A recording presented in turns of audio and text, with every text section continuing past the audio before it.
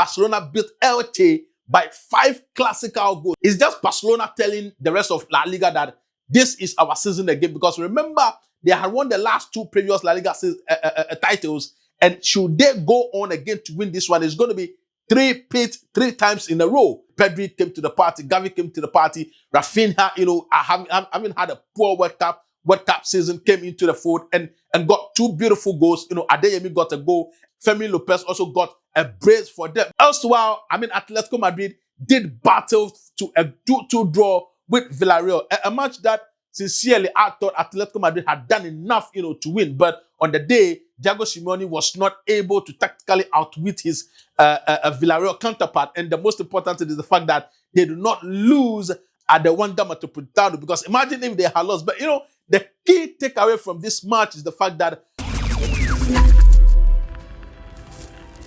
when Madrid kept it late to get all the 3 points against Espanyol, Barcelona said that no, we are not going to keep it late. We are going to dismantle Elche. And dismantling Elche, they did do. Because at the end of the day, Barcelona beat Elche by 5 classical goals. You understand? It's just Barcelona telling the rest of La Liga that this is our season again. Because remember, they had won the last 2 previous La Liga titles. And should they go on again to win this one, it's going to be 3 times in a row. Do you think that Real Madrid is going to give them a challenge? Do you think that Madrid is going to topple them? But to be sincere with you, I think the match against Elche is a clear indicator. It's a clear, a marker that Barcelona is in for business. Because from minute 1 to minute 90, they dominated the possession, they dominated the tactical aspect, they dominated every single aspect of the game. They won the second balls, they won all the true balls, they won all the headers. And, tactically, I think that Hansi Flick has tweaked his system to match the players that he has gotten now. Because remember that they are no more the pure tiki-taka players that we used to know, in the olden days, like probably under what's the name, Pep Guardiola and then Villanova, where they used to hold the ball majority of the time. Hansi Flick has allowed some tricks where the opposition can still have some amount of ball possession, but they are more direct now. They are more impact now. They are more attacking now when it comes to how they transition from defense to attack. And this is a clear indication that Hansi Flick is having a footnote. Hansi Flick is having a stranglehold on this Barcelona team, because at the end of the day, he is producing the results for them. Because imagine if Barcelona weren't that flamboyant and they weren't winning, or they weren't winning trophies, then that would have been a different board game altogether. But against Elche, the other players did come to the party. Pedri came to the party, Gavi came to the party, Raphinha, having had a poor World Cup season, came into the fold and got 2 beautiful goals. Adeyemi got a goal, and then Fermín López also got a brace for them. But the surprising news for me was Anthony Gordon, having been transferred from Newcastle United to Barcelona, came in for a couple of minutes and got 2 assists. So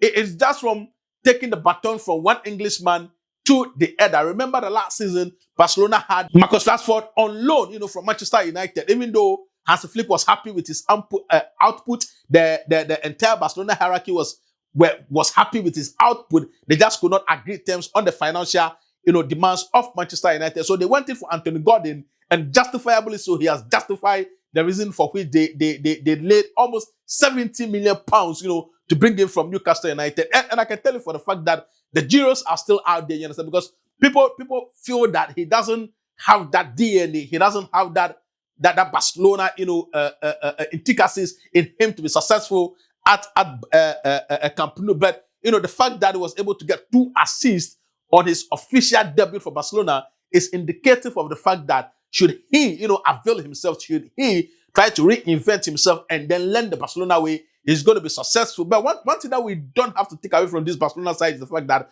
when it comes to playing their tiki-taka, they can still play. When it comes to being direct, they can be direct. When it comes to defensive, solidity, they can have that as well. So it was a complete and a compactful, game from Barcelona against Elche. The question is that would they be able to sustain this type of style? Would they be able to continue winning with such margins? I can tell you that it's not going to be a yes, because there are going to be matches where they will have bumps here and there. But at the end of the day, it's all about having the confidence and the belief that they could still do it, even though this is going to be massively different with Jose Mourinho in the dugout for Madrid. So the pressure is going to be on Hansi Flick and also on Jose Mourinho to break the jinx of Madrid not winning any trophy in the last 2 seasons. And elsewhere, Atletico Madrid did battle to a 2-2 draw with Villarreal, a match that sincerely I thought Atletico Madrid had done enough, to win. But on the day, Diego Simeone was not able to tactically outwit his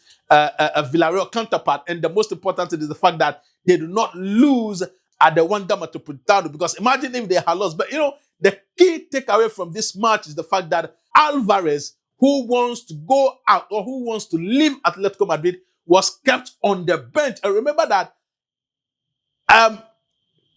El Cholo has threatened him that he's going to leave him on the bench. You understand? And to be sincere with you, I think that players have to understand that when you have a contract with a team, no matter the situation, even if you want to leave, even if you have indicated your desire to leave the team, you have to fulfill the terms of your contract. And the terms of your contract is to avail yourself for every single match day and every single training section. Even though at the end of the day, when he was introduced, he was the only player who was booed by the entire Wanda Metropolitano. And to me, it is properly so, because if you look at when he was not having a playing time at Man City, El Cholo and Atletico Madrid did take the chance on him by buying for close to 85 million pounds. You understand? And he has justified himself. He has shown that he's a very, very good player. He's a good striker. He's banging in the goals for them. But why all of a sudden you want to leave?